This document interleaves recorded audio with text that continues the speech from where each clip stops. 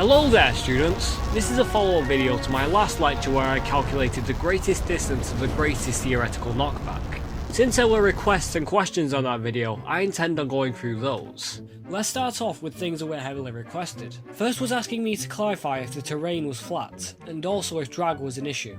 To answer both of them, yes, this is assuming that the terrain is flat, and no, drag only applies to sticky bombs and certain projectiles. Second is if sticky bombs detonate on consecutive frames instead of all at once.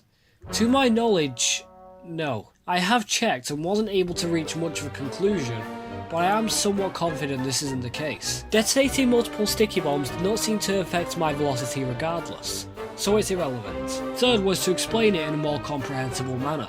Going through it quickly, when detonating a crit sticky on a thermal thruster wearing target, they're immediately knocked back by a maximum of 1500 hammer units per second, which looks like this in game.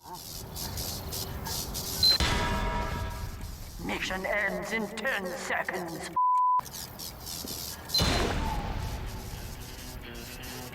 When separating this value to a 45-degree vertical angle, we have 1060.660 hammer units per second horizontally and vertically. I'm already hard at work with a future video to explain how these two numbers correlate, but I don't want to say anything at the current time, because that would ruin all the fun. Since the Scottish resistance detonates 14 stickies instead of 8, we can detonate more, so we'll use that instead of a regular sticky bomb launcher. We also need 31 Devilmen on the blue team and 1 Pyro on red, and 4 stickies to be detonated on the exact same spot. Since 1 sticky equates to 1060.660 hammer units per second, 434 would equate to 460,326.44 at the exact moment of detonation.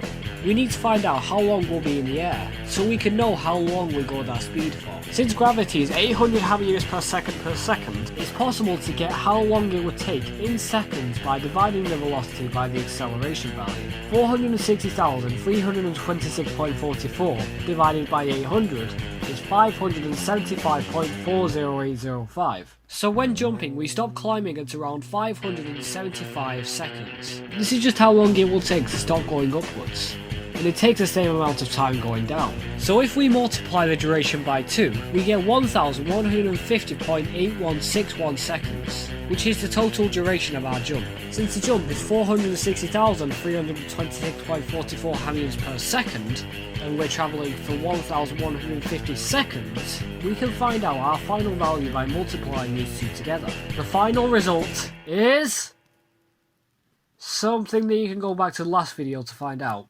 because we're already moving on to the most requested point, the practical test. Now, it's not possible to create a map of such massive distance.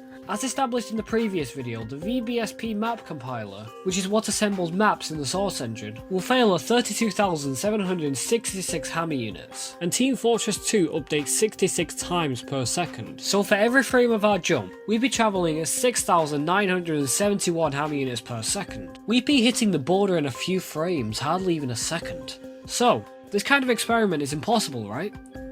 Wrong. The experiment is possible. It can't be performed practically, but this is the next best thing. Let's go over how we do this. It requires source mod for a start. I threw together a server command that when executed does the following. First, it saves the player's coordinates in the world. For example, the player will start at the very centre of the map, 0, 0, 0. Then, the launch. We apply the exact velocity of 460,326.44 hammer units, both horizontally and vertically. Then for every frame afterwards, we do the following in order. 1. We grab the player's location. 2. We add that to the total distance relative to where they started. 3. We teleport the player back to the starting position. And when the player starts to slowly fall, their teleport location is set to the top instead, so that they don't hit the ground. We log the height for reference, and keep repeating every frame until the player has reached a safe height where we can let them fall without needing to teleport them. Once they hit the ground, log stop and we hit our final value. The final value of the launch was 530,149,344 hammer units.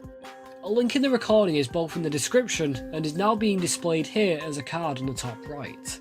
If you want to see the full jump and the values that were shown throughout it, feel free to check it out and come back here. The jump's distance in feet was around 33,134,334 feet. In meters, this final measurement is 10,099,345 meters. Any further questions will be answered in the comments. Goodbye for now, and class dismissed.